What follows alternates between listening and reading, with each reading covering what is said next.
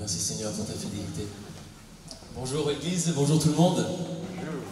C'est vrai que c'est pas facile de se réjouir en tout temps. Je ne vais pas vous demander, on me le fait parfois, de laisser vos soucis à la porte et de plus y penser pour louer le Seigneur, parce que c'est pas facile, je sais. Les soucis, ils sont là, ils sont dans notre tête. Mais au contraire, ce matin, on va les déposer aux pieds du Seigneur. On veut réaliser qu'on appartient à un grand Dieu, celui qui a remporté la victoire sur toute chose, sur le péché, nos difficultés, sur tout ce qui pourrait nous accabler. Alors ce matin, ne laissons pas l'ennemi nous priver de notre joie. Hein?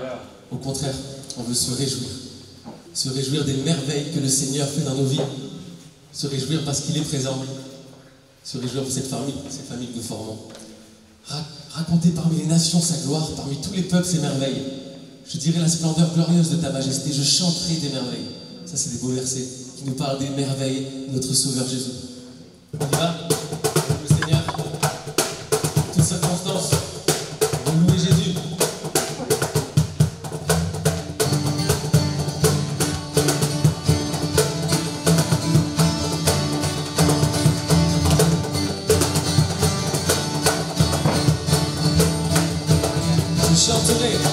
Je chanterai de tout cœur les merveilles de mon Sauveur Jésus.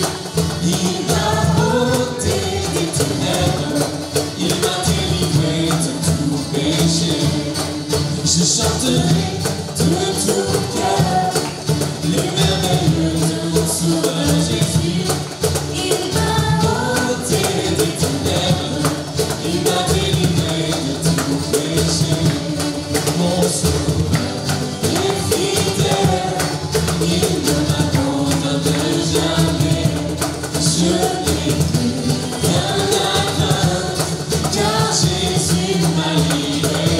Je suis dans la joie, je suis dans la joie, une joie immense, bien plus qu'une émotion, car Jésus m'a libéré. Je suis dans la joie, une joie immense, bien plus qu'une émotion, car Jésus m'a libéré. Donc quand je chanterai de tout cœur les merveilles de mon Sauveur Jésus. Il m'a ôté des ténèbres, il m'a délivré de tout péché. Je chanterai de tout cœur les merveilles de mon Sauveur Jésus. Il m'a ôté des ténèbres, il m'a délivré de tout péché. Mon Sauveur est fidèle, il ne m'abandonne jamais. Je n'ai plus rien à craindre, car Jésus m'a libéré. Je suis dans la joie, une joie immense, bien plus qu'une émotion, car Jésus m'a libéré. Je suis dans la joie, une joie immense, bien plus qu'une émotion, car Jésus m'a libéré. Car Jésus, encore une fois, car Jésus m'a libéré. Dieu est bon en tout temps, il a mis ce chant de louange en moi. Dieu est bon en tout temps, à travers la nuit, sa lumière jaillit. Dieu est bon, Dieu est bon.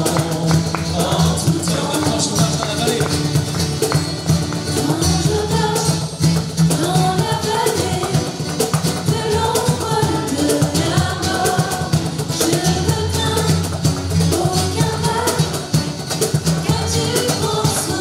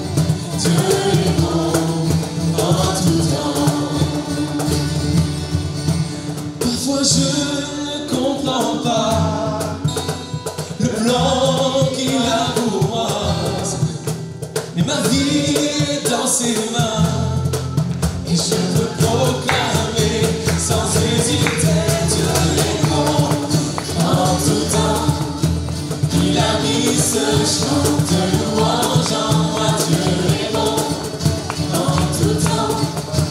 À travers la vie, sa lumière jaillit. Dieu est bon en tout temps. Amen.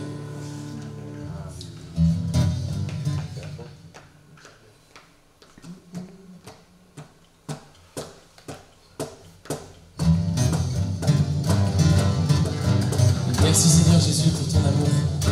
Merci pour ta bonté Seigneur. Tu as promis de chaque jour être avec nous. Nul ne nous ravira de ta main. Tu nous as fait passer des ténèbres à la lumière. C'est pourquoi ton peuple ce matin veut t'adorer. Amen. Lève-toi, mon âme, et souviens-toi tout mon péché. Il a enterré, ce n'est plus moi qui vis, c'est Christ qui vit en moi. J'étais mort mais je suis passé de l'ombre à la lumière.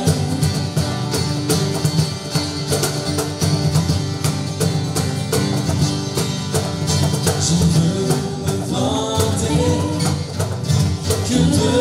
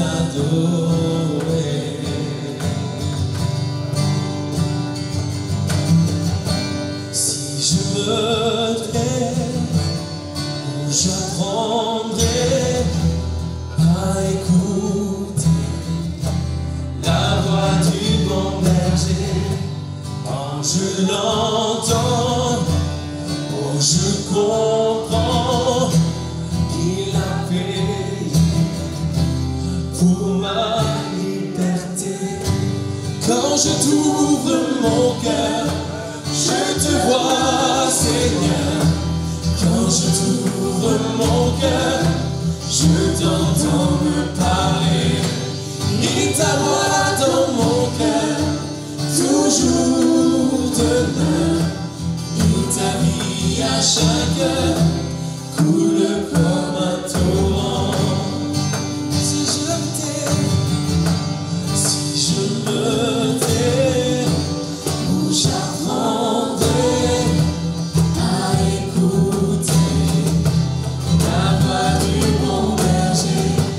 Quand je l'entends, oh, je comprends qu'il a payé pour ma liberté. Quand je t'ouvre mon cœur, je te vois, Seigneur.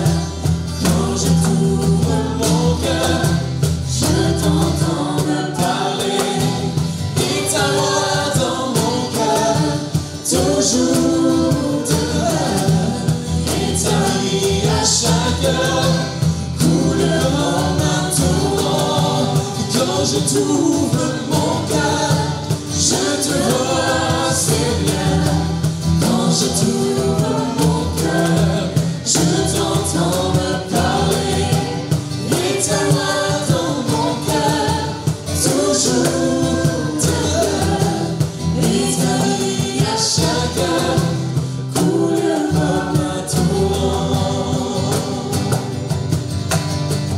Chantons Amen.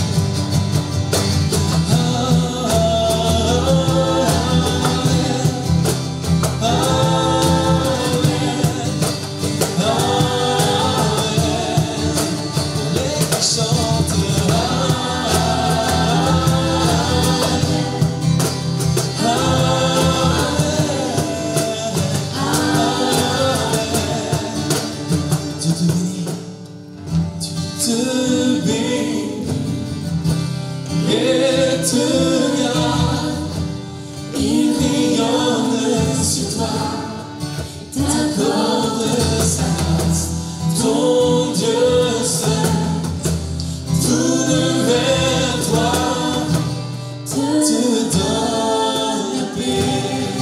On reprend, Dieu te bénit, Dieu te bénit et te garde, il rayonne sur toi, t'accorde sa grâce, ton Dieu seul, tourne vers toi, te donne la paix.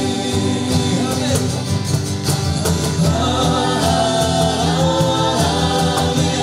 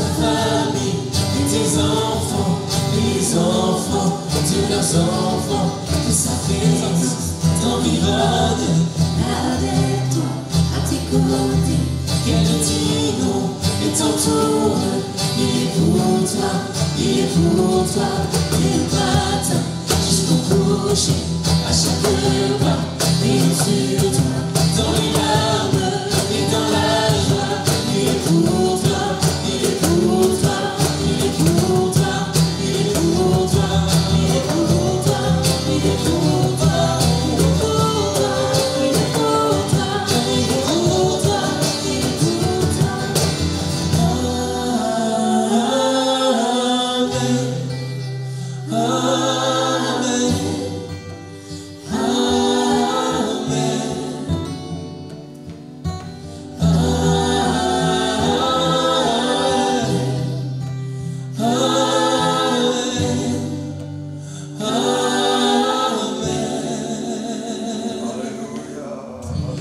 Quand je t'ouvre mon cœur, je te vois, Seigneur.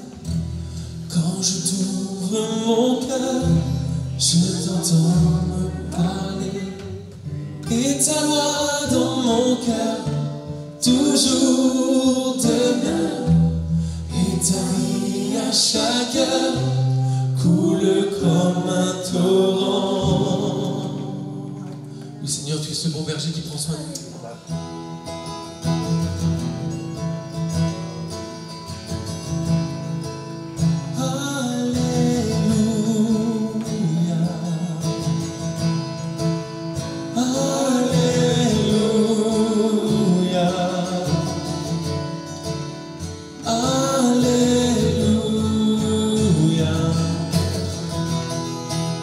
Mon Dieu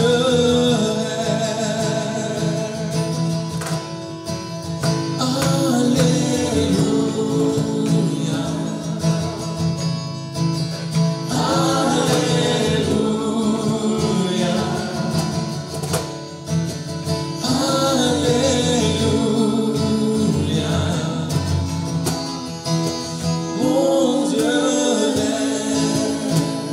l'abondance de ta grâce, l'abondance de ta grâce, dans la puissance de ton nom, tu me relèves, tu me relèves, tu es ma force.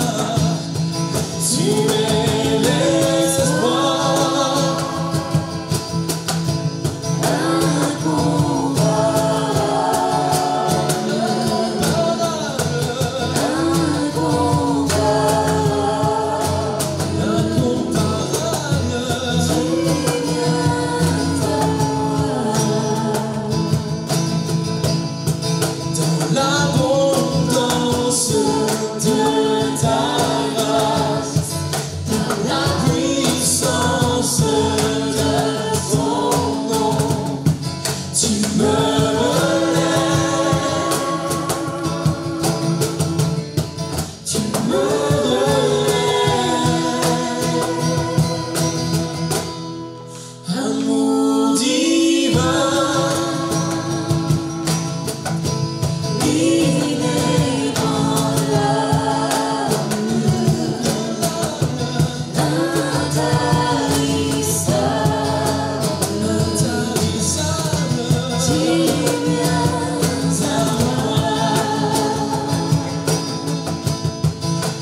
L'abondance de ta grâce, dans la puissance de ton nom, tu me relèves, tu me relèves, Alléluia,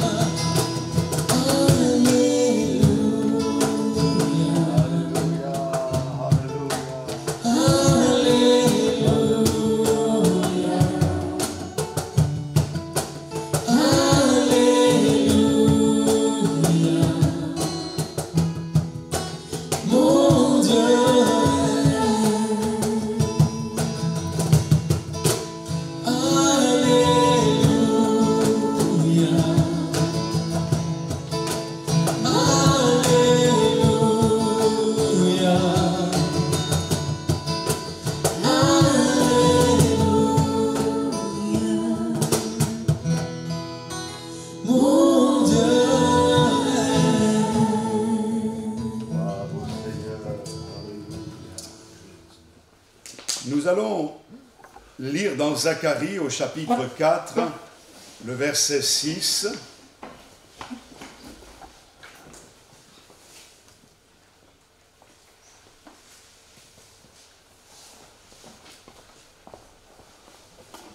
Nous lisons dans Zacharie chapitre 4, le verset 6.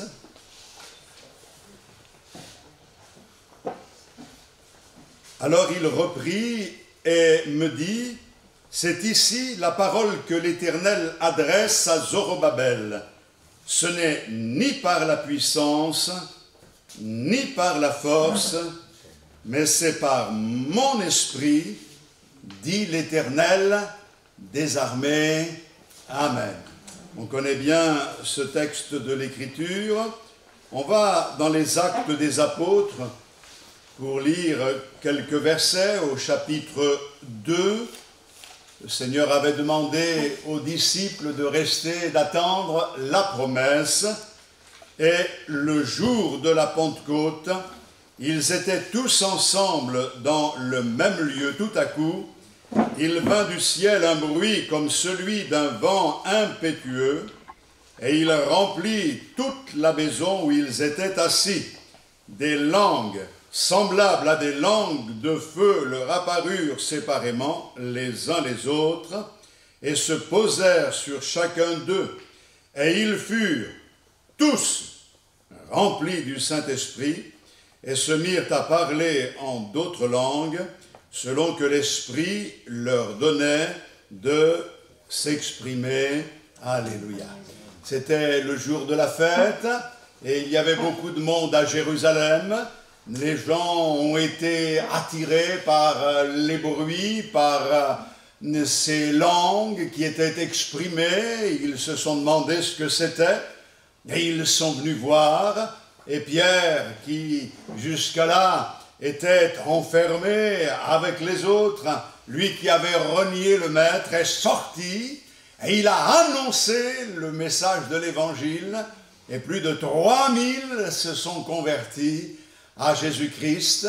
Et Pierre dira, là, repentez-vous pour le pardon des péchés, et puis sachez que la promesse, elle est pour tous, elle est pour vous, elle est pour vos enfants, elle est pour tous ceux que le Seigneur appellera, elle est pour nous, et nous avons aujourd'hui dans notre cœur un désir certainement, ou alors que la parole de Dieu puisse susciter cette soif avec l'action du Saint-Esprit dans notre vie. Nous voulons voir la gloire de Dieu et être remplis du Saint-Esprit. Il ne s'agit pas pour nous de chercher des choses bizarroïdes, nous voulons rester dans ce qui est écrit dans la parole de Dieu.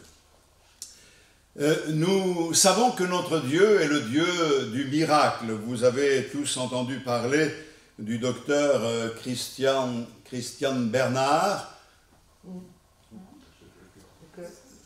l'Afrique du Sud, le 3 décembre 1967. C'est lui qui a fait la première transplantation cardiaque avec un cœur humain. C'est vrai que c'était un début, mais c'était une porte d'espérance pour tous ceux qui étaient malades et qui se disaient « mais on va y arriver, notre espérance de vie peut être allongée parce qu'on peut nous faire une transplantation ». Alors bien sûr, il y a eu toutes sortes de discussions éthiques, etc., par rapport à ce qui se passait, car souvent on dit que le cœur c'est l'âme, mais on pense que le cœur, l'âme, c'est le muscle qui bat dans notre poitrine, mais ce n'est pas du tout cela. Nous avons connu un frère qui a été transplanté il y a bien des années, pendant 10 ans, il a été parmi nous, louant le Seigneur, mais en changeant son cœur, ça n'a pas changé son affectif. Il a toujours aimé sa femme, ses enfants, l'Église, il a continué à marcher dans les voies du Seigneur. Je dis cela pour peut-être rassurer certains, et que Dieu donne de l'intelligence aux hommes pour faire des progrès, et que nous ayons la joie de voir des choses extraordinaires encore quand on voit les progrès de la médecine, on ne peut que bénir Dieu pour l'intelligence qu'il a donnée aux hommes, et cela nous arrange dans bien des cas. Mais si c'est extraordinaire et si nous pouvons saluer tous les progrès qui ont été faits dans ce domaine-là, quand on considère ce que l'homme fait par rapport à l'œuvre de Dieu, tout ça commence à pâlir. Parce que le grand spécialiste de la transplantation, c'est notre Seigneur Tout-Puissant. Et nous savons la promesse qu'il avait faite, « J'ôterai votre cœur de pierre et je mettrai à la place un cœur de chair. » Et c'est par l'action du Saint-Esprit que le miracle se produit dans nos vies pour nous permettre non pas d'avoir une vie qui se rallonge un peu, mais pour que nous puissions vivre éternellement. Et je pose la question, est-ce que vous avez subi cette transplantation? Oh, c'est formidable d'avoir expérimenté le miracle de la nouvelle naissance. Et ce matin, nous sommes là pour bénir Dieu de tout notre cœur et pour l'adorer parce qu'il est celui qui nous a donné ce cœur nouveau. Nous aimons le Seigneur, nous voulons marcher dans ses voies. Nous avons compris qu'il y a des choses dans la vie qui sont inutiles et nous avons compris en même temps qu'il y en a qui sont prioritaires. À ce moment-là, c'est vrai qu'il y a tout un chamboulement qui se produit dans notre esprit. Même au niveau de la transplantation cardiaque, ceux qui vivent cette expérience se relèvent différents. Ils comprennent qu'il faut aller à l'essentiel. À partir de là, ils ont besoin de physiothérapeutes pour les aider, pour pouvoir faire de la rééducation, pour pouvoir tirer d'eux-mêmes toutes les forces qui sont en réserve, de pouvoir utiliser également ce qu'ils ont à leur disposition afin d'avoir une vie normale et de pouvoir vivre cette vie de la meilleure des manières. Eh bien, sachez qu'à partir du moment où nous avons fait cette expérience, on nous a attribué un physiothérapeute extraordinaire, c'est le Saint-Esprit qui est là pour nous aider, pour nous conseiller et pour nous permettre de comprendre tout ce que Dieu a mis à notre disposition afin que nous puissions l'utiliser.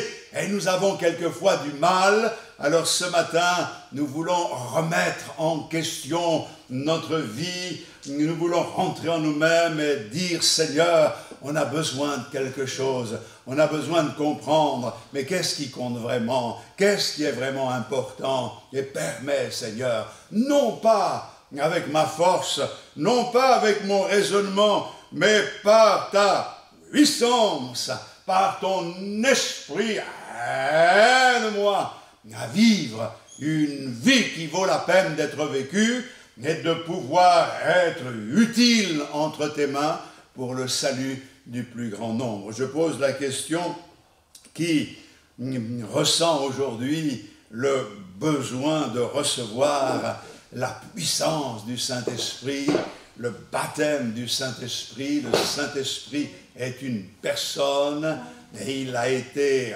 envoyé du ciel pour habiter en nous, pour que la Trinité habite en nous.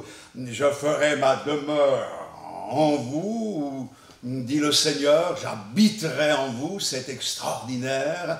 Nous avons soif de cela, nous voulons vivre ces réalités, mais nous voulons surtout que ces réalités promises ne soient pas simplement des promesses auxquelles nous croyons, nous voulons les expérimenter. Je ne veux pas croire à la Pentecôte, seulement je veux vivre la Pentecôte. Je ne veux pas seulement comprendre tout ce que le Seigneur a mis à ma disposition, Je veux utiliser tout ce que le Seigneur a mis à ma disposition pour être en bénédiction aux autres. Alors, laissons-nous remplir ce matin. Et laissons le Seigneur développer dans notre cœur cette sensibilité à l'Esprit de Dieu pour que nous puissions être des chrétiens efficaces, authentiques. Gloire à Dieu. Je crois que les promesses de Dieu sont pour nous aujourd'hui. Alléluia. Quel est le facteur du réveil? C'est le Saint-Esprit. Nous avons lu ensemble ce verset, car ce n'est ni par la puissance, ni par la force, mais c'est par mon esprit, dit le Seigneur. Et quand on aspire au réveil, quand on veut voir la gloire de Dieu, on doit se souvenir de ce texte de l'Écriture. Car Dieu a utilisé deux mots pour décrire comment il n'accomplirait pas son œuvre. Il a utilisé deux mots pour que nous puissions comprendre comment il ne manifesterait pas sa puissance. Et c'est clair, ces deux mots sont puissance et force. Alors, si on s'y attache, on y voit quelques subtilités. Les deux mots sont différents. Ce n'est ni par la puissance, shail en hébreu, ça veut dire cette force qui est collective, cette force même de l'armée. Souvent, quand on lit certains textes, le même mot puissance est utilisé pour désigner une armée. Et donc, ce n'est pas par une armée, par un organisme, par une confrérie, une communauté, par un ensemble. On dit que plus on est nombreux, plus on est fort, mais en réalité, le Seigneur nous dit que ce n'est pas par ce moyen-là qu'il manifestera sa gloire. Et quelquefois, nous voulons un petit peu nous attribuer cette gloire. Ce n'est pas par la force, koach. Et quoique, quelquefois, des couacs, il y en a, lorsque nous ne comprenons pas que ce mot veut dire force, pouvoir, puissance humaine, effort individuel. Ce n'est pas par nos efforts, par notre intelligence, par notre pouvoir personnel, par nos capacités, que la puissance de Dieu va se manifester. Ce ne sont pas ces choses-là qui produisent le réveil. Le réveil n'est pas arrivé grâce aux efforts des hommes. Pour en arriver à comprendre, oui, c'est grâce à nous, c'est parce qu'on a fait ci ou c'est parce qu'on a fait là. Non, le Seigneur dit ce n'est ni par la puissance, ce n'est ni par la force, mais c'est par mon esprit. Et je pense que chacun d'entre nous, nous pouvons nous attendre à la manifestation du Saint-Esprit dans notre vie. Une véritable Église est dépendante du Saint-Esprit. Sans le Saint-Esprit, l'Église véritable n'existerait pas. Le principe de vie qui caractérise l'Église en tant que corps vivant est fourni uniquement, on le voit dans les Écritures, par le Saint-Esprit. Le Saint-Esprit ne fait qu'un avec l'Église. Et ce qu'il y a d'extraordinaire, on le sait, que comme Adam a été plongé dans un profond sommeil et que de son côté, il y a eu la création de la femme, du côté percé de Jésus-Christ, Dieu a voulu commencer cette œuvre pour le salut des âmes afin de créer son Église qui a pris corps le jour de la Pentecôte. Et nous pouvons dire que le jour de la Pentecôte est un peu à mettre en parallèle avec ce jour où 33 ans avant la Pentecôte, il s'est passé quelque chose de miraculeux, puisque l'Esprit a couvert Marie de son ombre, et par cette vertu du Saint-Esprit, elle est tombée enceinte pour donner naissance à Jésus-Christ. Et nous savons que c'est un grand miracle. Je dirais que le jour de la Pentecôte, c'est aussi un jour de naissance miraculeux, puisque l'Esprit de Dieu est descendu et il s'est manifesté pour donner naissance par le Saint-Esprit. L'Église est née pour porter en son sein celui qui doit se développer en nous, c'est-à-dire notre Seigneur Jésus-Christ.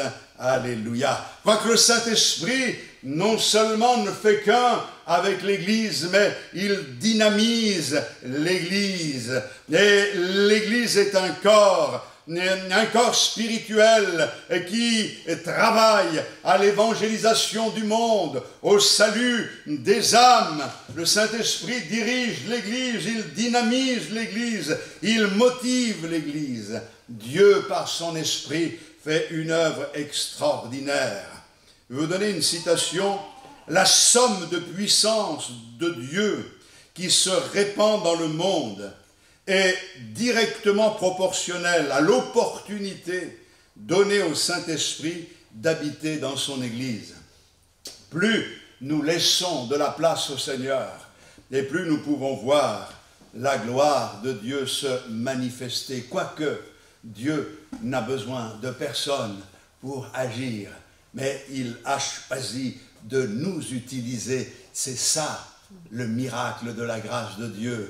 Il aurait pu très bien faire son œuvre sans nous, mais il n'a pas voulu cela. Il a voulu nous associer à son œuvre. Que le nom du Seigneur soit béni. Je voudrais lire dans Éphésiens, au chapitre 2, le verset 21.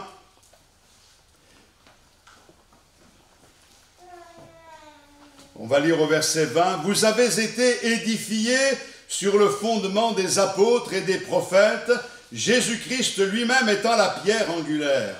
En lui, tout l'édifice, bien coordonné, s'élève pour être un temple saint dans le Seigneur. En lui, vous êtes aussi édifiés pour être une habitation de Dieu en esprit. » L'apôtre Paul parle ici de cette multitude des convertis, et il dit que nous avons été élevés, édifiés, construits ensemble pour pouvoir devenir un temple saint, une habitation de Dieu en esprit, afin que le Seigneur puisse habiter au milieu de nous, en nous. Et ça, c'est un véritable miracle. Dieu n'habite pas dans une maison faite de main d'homme, mais il a choisi de faire sa demeure en nous.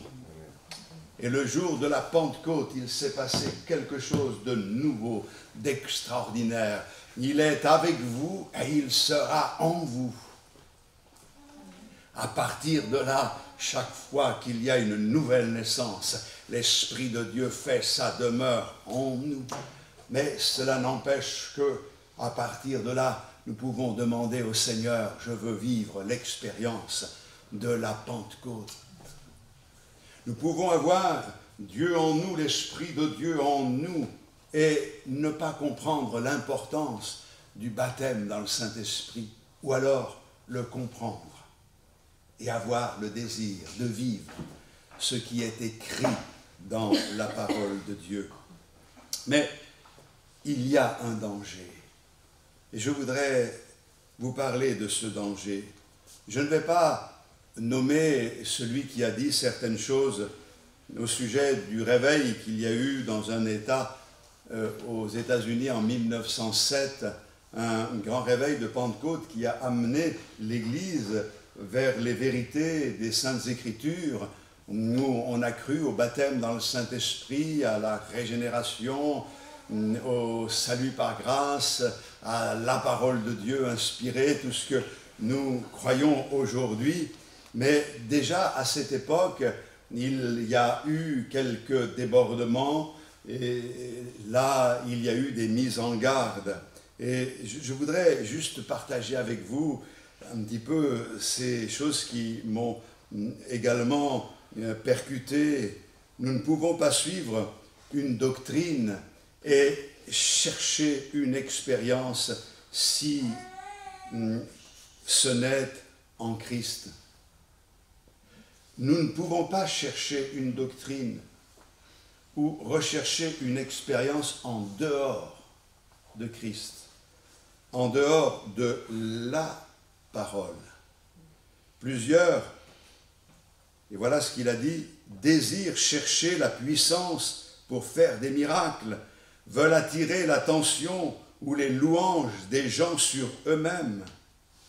C'est ainsi qu'ils dérobent à Christ la gloire et mettent l'homme charnel en évidence. Ce dont les vrais disciples ont le plus besoin, c'est du Christ, de celui qui est doux et humble de cœur. Ce n'est pas pour nous que nous devons rechercher ces choses, mais c'est pour la manifestation de la gloire de Dieu. Ce n'est pas pour satisfaire un appétit vain, un orgueil démesuré, mais c'est pour donner gloire à notre Seigneur. Cet homme disait, l'enthousiasme religieux peut monter facilement. On peut créer en quelque sorte une ambiance. L'esprit humain veut dominer le spirituel, mais nous ne voulons pas de cela. Nous ne voulons pas de ceux qui contrôlent le Saint-Esprit, qui prennent les choses en main comme pour montrer qu'ils sont capables d'amener la bénédiction là où ils veulent l'amener. C'est Dieu qui dirige. Nous avons besoin de nous en tenir à la Bible, de nous en tenir au Christ, à celui qui est notre Sauveur. Toute œuvre qui va exalter le Saint-Esprit et le placer au-dessus de Christ est dangereuse parce qu'elle nous entraînera toujours dans l'erreur et dans le fanatisme. Dieu est un Dieu d'ordre. Dieu a mis en place les choses de telle manière que nous savons que Dieu est un Dieu en trois personnes, le Père, le Fils et le Saint-Esprit, et que chacun a une mission bien spéciale. Mais la Bible nous dit qu'il faut exalter, glorifier notre Seigneur. Et nous voulons l'élever, lui, le chercher, lui. Il y a eu des tendances, il y a eu également des tentatives où on a mis le Saint-Esprit au centre. Mais quand on met le Saint-Esprit au centre, on est décentré. Parce qu'au centre, c'est le Seigneur Jésus qui a sa place. C'est l'agneau de Dieu. Et c'est lui que nous devons rechercher de tout notre cœur. Je crois qu'il est la tête et que nous sommes les membres de ce corps mystique que lui a voulu, le Père, mettre en place, créer. Et nos regards sont sur lui, les yeux fixés sur celui qui est le chef et le consommateur de la foi. Je n'ai su parmi vous autre chose que Jésus-Christ et Jésus-Christ crucifié. La tentation semble nous conduire à des manifestations qui sont des manifestations vaines. Parce que ces manifestations que l'on recherche aujourd'hui n'exigent ni la croix, ni la mort à soi-même. On est content, on lève les bras, on dit gloire à Dieu, alléluia. On est saisi d'une émotion, on comprend qu'il y a quelque chose qui se passe, on est heureux, on est joyeux. Mais tout cela n'amène à rien. C'est pas pour cela que l'Esprit de Dieu nous a été donné. Il nous a été donné pour nous amener à être semblables à celui qui est notre modèle et notre maître. Il doit nous conduire dans une vie de pureté, de droiture, de vérité. Et la véritable vie n'est pas exempte de souffrance. Quelqu'un a dit, je ne m'étonne pas de savoir que d'authentiques chrétiens souffrent. Je m'étonne plutôt de savoir que certains ne souffrent pas. Dans le contexte actuel, c'est la parole qu'il a souligné, comme pour nous montrer que là, les épreuves, c'est normal. Mais justement, la vraie vie, elle se manifeste dans l'opposition, dans la difficulté, lorsque on peut rester en place, lorsque l'on peut rester tranquille, lorsque l'on est dans la paix, lorsque l'on peut continuer à servir le Seigneur, à encourager les autres, à leur donner le désir de marcher dans la voie du Seigneur. Et toute mission qui exalte le Saint-Esprit plus que le Seigneur Jésus finira dans les écueils de l'erreur et du fanatisme. Et toute œuvre et tout ce qui est recherché, qui fait de l'ombre à la croix, ne peut pas être une œuvre de Dieu. L'Esprit de Dieu nous éclaire justement sur la personne et sur l'œuvre que Jésus-Christ a accomplie à la croix du Calvaire. Vous allez me dire, mais ça, ce sont des choses qui ont été dites en 1907. Et aujourd'hui, qu'en est-il? Eh bien, mes frères et sœurs, ce que je vous dis, c'est ce qui se passe aujourd'hui. Ça ne change pas. Lorsqu'il y a la manifestation de la puissance de Dieu, il y a automatiquement la poussée de l'adversité qui veut nous voir aller ailleurs, déraper loin des vérités. Si tu es en deçà, tu n'es pas dans la vérité. Si tu es au-delà, tu n'es pas dans la vérité. Il faut rester dans cet équilibre, garder ce que la parole de Dieu nous enseigne. Pourquoi chercher midi à 14 heures lorsque l'on sait où se trouve le vrai bonheur? C'est un petit chœur que l'on chantait autrefois et je pense qu'il faut le remettre au goût du jour. Pourquoi courir dans tous les sens et chercher je ne sais quoi quand on a tout pleinement en Jésus-Christ? C'est Jésus qui remplit, tout est en tous, et son œuvre doit être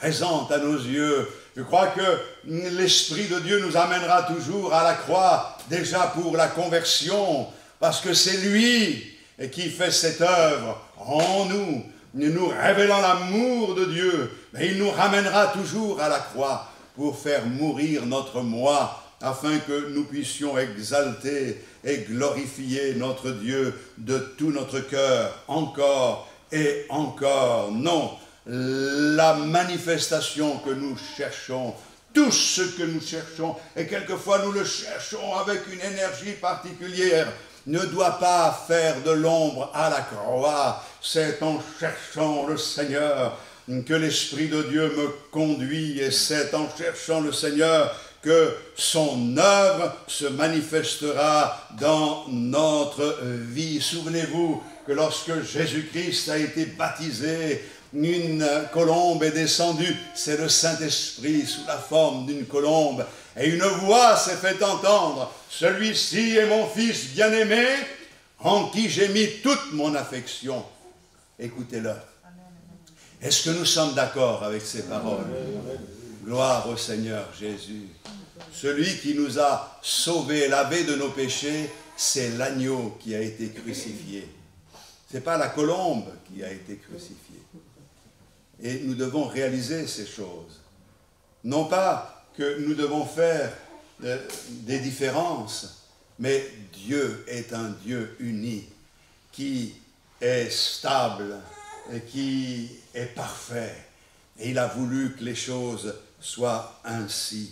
La Bible nous dit dans l'évangile de Jean, au chapitre 16, je lis au verset 13, « Quand le Consolateur sera venu, l'Esprit de vérité, il vous conduira dans toute la vérité. car il ne parlera pas de lui-même, mais il dira tout ce qu'il aura entendu, et il vous annoncera les choses à venir.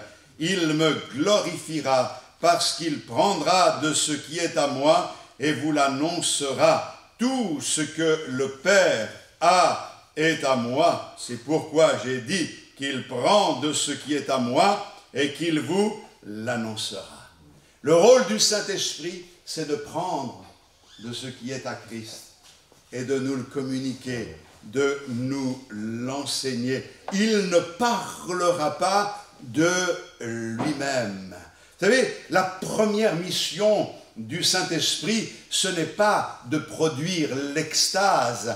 La première mission du Saint-Esprit, ce n'est pas de nous amener à parler en langue. Certains, quand ils disent « je veux être baptisé du Saint-Esprit », ils cherchent le parler en langue. Mais le parler en langue, c'est ce qui arrive lorsque l'on est rempli du Saint-Esprit. C'est ce qui se produit, c'est un peu comme si d'un seul coup, la marmite était remplie, elle débordait, elle bout cette marmite du feu de Dieu et le couvercle s'échappe. C'est comme cela hein, que vous vivez ça à la cuisine. Eh bien, c'est comme ça que ça se passe. Mais on ne doit pas chercher ça sans passer par ce que l'Esprit de Dieu veut produire en nous. Ce qu'il veut, c'est exalter Christ, nous apprendre à aimer Christ, à haïr le péché, à renoncer à notre vaine manière de vivre. Il veut nous guider dans la vérité, afin que nous proclamions non seulement que Christ est notre Sauveur, mais qu'il est aussi notre Seigneur. Et la plénitude du Saint-Esprit en nous, c'est la plénitude de Christ en nous. Je crois que Dieu a envoyé son esprit pour mettre le feu, pour enflammer nos âmes, pour que nous ayons ce feu pour les perdus. L'amour de Dieu me presse, disait l'apôtre Paul. Il y a là un feu qui brûle, ne peut pas rester tranquille. Et quand il n'avait pas de direction précise, il va quand même. Et il part en mission, il va annoncer le message de l'Évangile. D'ailleurs, on le voit que l'Esprit de Dieu, à certaines occasions, ne lui a pas permis d'aller à certains endroits parce qu'il le conduisait d'une autre manière. Il a appris à être attentif à la voix de l'Esprit de Dieu qui voulait le conduire dans toute la vérité. Et nous savons de quelle manière il a été conduit à Philippe, où là il y a eu un réveil. Ça a commencé par Lydie d'abord, et puis c'est allé dans la prison. Ils ne sont pas rentrés en prison en disant « Ding, ding, on voudrait voir les prisonniers, le directeur de la prison, parce qu'on a quelque chose à dire. » Non, ils se sont trouvés en prison roués de coups. Et c'est au milieu de la prison que Paul et Silas, chantant les louanges de Dieu, ont vu la gloire de Dieu, la puissance de Dieu s'est manifestée, la prison a été ébranlée, les portes se sont ouvertes, les chaînes sont tombées, ils étaient libres. Et c'est le geôlier qui a voulu mettre fin à ces jours. Il a entendu Paul qui a vu la scène lui dire « Non, ne te fais pas de mal. Pas la peine de te faire du mal. Dieu ne veut pas que tu meures. Dieu veut que tu vives, mais que tu vives éternellement. Que faut-il que je fasse pour être sauvé? Tu n'as rien à faire. Tout a été accompli. Crois simplement au Seigneur Jésus. Partage cela avec ta famille, qu'ils puissent croire aussi, que la bénédiction se répande autour de toi. Alléluia! Nous avons un esprit, l'Esprit de Dieu, qui nous a été envoyé pour que nous puissions vivre des expériences fortes. Alors, qu'est-ce qu'une vraie réunion pentecôtiste? Simplement une réunion où des gens parlent en langue, où des gens sont guéris, où des gens sautent de joie, ou prophétisent? Non, c'est plus que cela. C'est le temps où Christ est exalté, où sa sainteté va transpercer notre âme, au point que nous allons nous sentir sales, avoir le besoin de mettre et de déposer à ses pieds et tout ce qui ne va pas. C'est ce moment où nous acceptons justement que le Seigneur nous transforme et nous amène à régler les situations dans notre cœur pour que ne règne pas l'amertume, le ressentiment, pour que tout attachement vain, inutile soit balayé. C'est ce moment-là où, dans l'adoration, nous nous écrions « Mais Saint, Saint, Saint est l'Éternel » avec un désir de plaire à Dieu, la vraie réunion pentecôtiste, elle est là. Elle se manifeste ensuite par le parler en langue, par les dons spirituels. Mais l'Esprit de Dieu n'est pas donné que pour des dons qui sont là, spontanés et qui sont accordés à certains moments, mais donné pour développer en nous un fruit, le fruit de l'Esprit, qui est en réalité la plénitude de notre Seigneur, qui est développé en chacun d'entre nous. Oh, il y a bien des textes, et nous pourrions les lire et les relire, mais simplement dans l'évangile de Jean au chapitre 14, nous pourrions lire au verset 17, « L'esprit de vérité que le monde ne peut recevoir, parce qu'il ne le voit point et ne le connaît point, mais vous, vous le connaissez, car il demeure avec vous et il sera en vous. » Et à d'autres occasions, il est parlé de l'esprit de vérité. Ah, je crois que le témoignage qui est donné par Jésus-Christ, c'est que le Saint-Esprit est la vérité. Il dit la vérité. Il nous conduit dans la vérité. Je ne veux mettre mal à l'aise personne, mais quand j'ai entendu un jour quelqu'un me dire, depuis que j'ai été rempli du Saint-Esprit, baptisé du Saint-Esprit, j'ai une vénération particulière pour Marie, je me dis, non, ça ne peut pas être. Remets-toi en question. L'Esprit de Dieu nous conduit dans la vérité. Jésus a dit, je suis le chemin, la vérité et la vie. C'est dans cette direction que nous sommes conduits vers Christ, pour glorifier Christ. Oh oui, merci Seigneur pour la révélation que tu nous as accordée, pour les révélations que tu peux nous accorder. On se souvient de Siméon qui avait été divinement averti par le Saint-Esprit qu'il ne mourrait point, qu'il n'ait vu le Sauveur. Et ça s'est passé de cette manière-là. Alors à partir de tout ce que l'on entend, de tout ce que l'on lit, on se dit c'est formidable, l'esprit de vérité, c'est un esprit de révélation. Alors je veux des révélations. Alors on se met à chercher des révélations, et on proclame des révélations. Regardez la discrétion. Il n'est pas quelqu'un qui est en train de dire « Dieu m'a dit que ceci, cela », il ne se met pas en avant. La Bible nous le révèle pour que nous comprenions que dans son cœur, quelque chose s'était produit. Et moi je crois dans la révélation du Saint-Esprit quand il nous parle, mais d'une manière précise. Vous savez, j'ai suivi un petit peu les élections aux États-Unis pour la réélection de Trump. Je vais vous dire les choses franchement parce que ce n'est pas la peine. Il entouré de bien des pasteurs évangéliques pentecôtistes. Je vais taire les noms. Mais vous savez, quand publiquement vous proclamez des choses, ils ont prophétisé publiquement que Trump serait réélu. Ils se sont trompés. Un a déclaré, je veux dire sans conteste possible, Trump va gagner les élections. Un autre a dit, le Seigneur m'a dit que le président allait être réélu. Un autre a dit, il n'y a aucun doute, Trump va gagner, c'est le plan de Dieu. Peu importe ce que vous entendez, Trump sera président, il siégera pendant encore 4 ans et Dieu suivra sa voie dans le pays. Je ne sais pas comment on doit se sentir une fois que les élections sont passées. Ben, ils avaient une chance sur deux, hein. Mais c'est pas ça. Ça ne peut pas venir du Saint-Esprit. Parce que imaginez le contexte. On se retrouve dans l'Ancien Testament et des prophètes arrivent et déclarent de telles choses. Ils auraient été caillassés à mort. On ne se moque pas de Dieu. On ne peut pas dire n'importe quoi.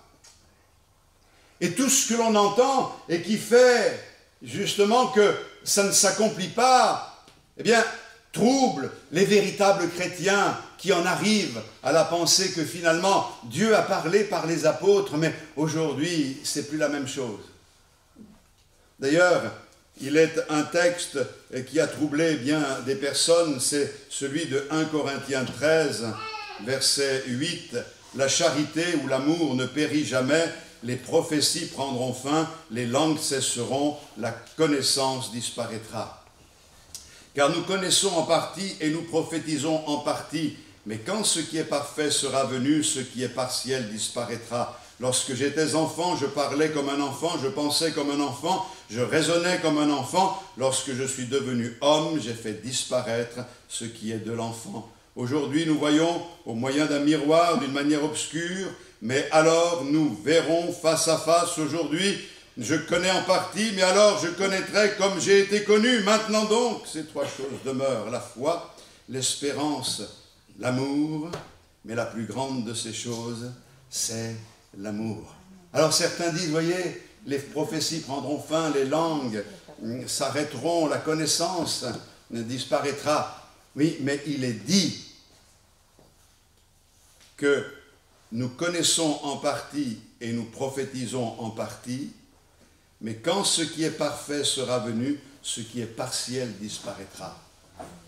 Or, mes frères et sœurs, nous savons que lorsque ce qui est parfait sera venu, lorsque nous partirons avec le Seigneur, on n'aura pas besoin de se faire des prophéties, de s'encourager les uns les autres. Et d'ailleurs, la prophétie, elle est utile pour nous, ne serait-ce que la prophétie qui est dans les Saintes Écritures. Alors, je crois que le Saint-Esprit, que le Père enverra en son nom, vous enseignera toutes choses et vous rappellera tout ce que j'ai dit. Nous croyons à l'action du Saint-Esprit. Et mes frères et sœurs, vous qui êtes peut-être un peu découragés, ce n'est pas parce que certains ont raconté n'importe quoi que l'Esprit de Dieu ne peut pas se manifester d'une manière claire et précise aujourd'hui. Nous voulons des révélations, mais claires, limpides, qui n'exaltent pas l'homme, qui ne mettent pas l'homme en avant au point de le considérer comme quelqu'un de supérieur. Je ne donnerai ma gloire à personne, mais des révélations qui sont là peut-être dans notre cœur et qui nous amènent à prier dans une direction, une révélation donnée à l'ensemble, à l'Église, pour pouvoir aller dans une certaine direction. Mais le but, c'est que nous soyons animés d'un feu qui nous amène à chercher les perdus et pour les faire entrer dans l'arche de la grâce. Tu as besoin de la manifestation de l'Esprit de Dieu dans ta vie ce matin. J'en ai besoin. Alors on va baisser nos têtes, on va fermer nos yeux, on va demander au Seigneur la manifestation de sa gloire. On continue ensuite à louer le Seigneur de tout notre cœur. Et nos frères prépareront la table de la Sainte Seine. Nous la partagerons à ce moment-là. Nous nous lèverons pour la prendre, la Sainte Seine, et renouveler l'engagement que nous avons pris de suivre le Seigneur. Mais aujourd'hui, ouvrons nos cœurs, ouvrons nos âmes. Mes frères et sœurs, n'ouvrons pas dans ce lieu le parapluie de notre incrédulité. Le Seigneur veut arroser, le Seigneur veut vraiment pleinement nous remplir. Alors laissons le Seigneur remplir nos cœurs, laissons le Seigneur nous renouveler et que la joie du Saint-Esprit soit en nous. Alléluia. Seigneur, bénis mes frères et sœurs et suscite en chacun de nous la soif de voir ta gloire. Nous ne voulons pas chercher des choses étranges en dehors de ce que ta parole nous enseigne ou qui pourrait justement semer la confusion, le trouble, mais nous voulons vivre des expériences authentiques. Nous voulons connaître, Seigneur, la manifestation de ta puissance. L'Esprit de Dieu habite en nous. Nous sommes de nouvelles créatures. Seigneur, aujourd'hui nous marchons dans la vérité. Nous voulons nous laisser conduire sans attrister le Saint-Esprit. Nous voulons nous laisser diriger par ta parole. Et nous voulons nous rapprocher de plus en plus de toi, notre cher Sauveur, afin de t'aimer de tout notre cœur avec le désir de te ressembler davantage. Sois béni, Seigneur, sois glorifié de nos cœurs qui t'aiment. Merci pour tout ce que tu as déjà fait, mais continue à nous remplir. Oui, que nous en arrivions à un débordement tel que nous parlions en langue, que nous prophétisions, que nous exercions les dons spirituels, comme ta parole le dit, et tout cela dans l'ordre, pour la seule et unique gloire de ton nom. Merci, Seigneur. À toi soit toute la gloire, dans le nom de Jésus-Christ. Amen. Gloire à toi, Seigneur. Gloire à ton nom, Jésus. Esprit de sainteté, viens combler nos cœurs. Tout au fond de nos vies, réveille ta puissance. Esprit de sainteté, viens combler nos cœurs. Chaque jour fais de nous des témoins du Seigneur. Tu es la lumière qui vient nous éclairer, le libérateur qui vient nous délivrer, le consolateur. Esprit de vérité, en toi l'espérance et la fidélité. Esprit de sainteté, viens combler nos cœurs. Tout au fond de nos vies, réveille ta puissance. Esprit de sainteté, viens combler nos cœurs. Tout au fond de nos vies, réveille ta puissance. Tu es la lumière qui vient nous éclairer, le libérateur qui vient nous délivrer, le consolateur. Esprit de vérité, en toi l'espérance et la fidélité. Esprit de sainteté, viens combler nos cœurs.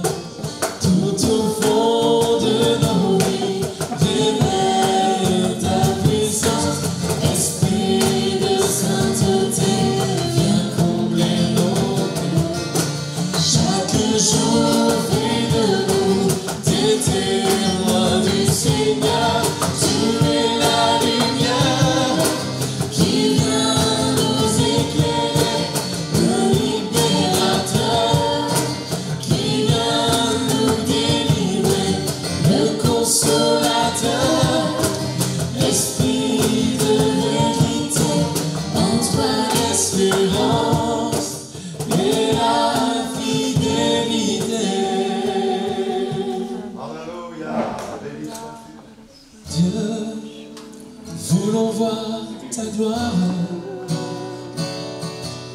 Descends en ce lieu parmi nous. Dieu, voulons voir ta gloire. Descends en ce lieu parmi nous. Oh, Dieu, oui Dieu, voulons voir ta gloire. Descends dans ce lieu parmi nous. Dieu, voulons voir ta gloire. Descends dans ce lieu parmi nous. Oui, nous te donnons nos cœurs, nos vies, tout notre temps. Sois le centre de nos valeurs, le motif de nos élans. Oui, nous venons en Jésus, par le voile déchiré. Merci pour ton salut, toi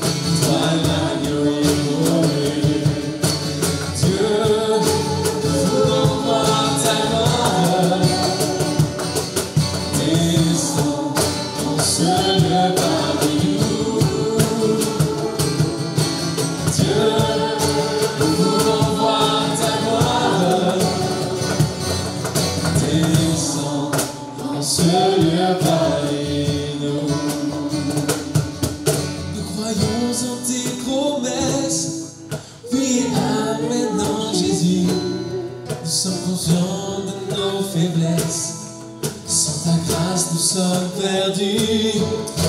Nous venons en Jésus, par le voile déchiré.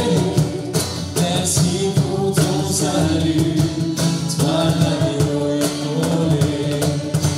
Dieu, nous voulons voir ta gloire. Descends en ce lieu parmi nous.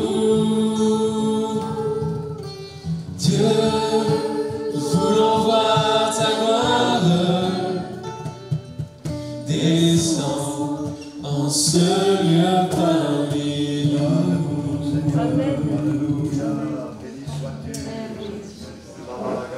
Mon âme est rafraîchie quand ton onction m'envahit. Je suis restauré, guéri quand ton onction m'envahit. Plonge-moi dans ta lumière d'amour. Plonge mon esprit dans les profondeurs de ta joie. Inonde le désert de mon âme par la douce pluie du ciel. Mon âme est rafraîchie quand ton onction m'envahit. Je suis restauré, guéri quand ton onction m'envahit. Plonge-moi dans ta lumière d'amour. Plonge mon esprit dans les profondeurs de ta joie. Inonde le désert de mon âme par la douce pluie du ciel. Mon âme est rafraîchie quand ton onction m'envahit. Je suis restauré, guéri quand ton onction m'envahit. Mon âme est rafraîchie quand ton onction m'envahit. Je suis restauré, guéri quand ton onction m'envahit.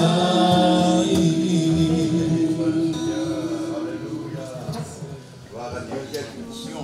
Que le Seigneur vous bénisse, vous enrichisse et vous fasse beaucoup de bien.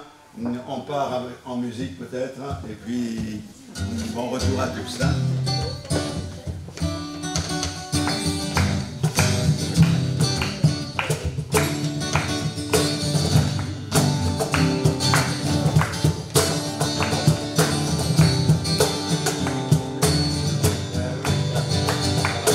Nous avons reçu une puissance envoyée des cieux qui remplit nos cœurs en abondance sur l'Esprit de Dieu. Comme les disciples le jour de la Pentecôte, cette puissance est pour moi. Enfant du roi, nous avons reçu une puissance envoyée des cieux qui remplit nos cœurs en abondance sur l'Esprit de Dieu. Je suis un témoin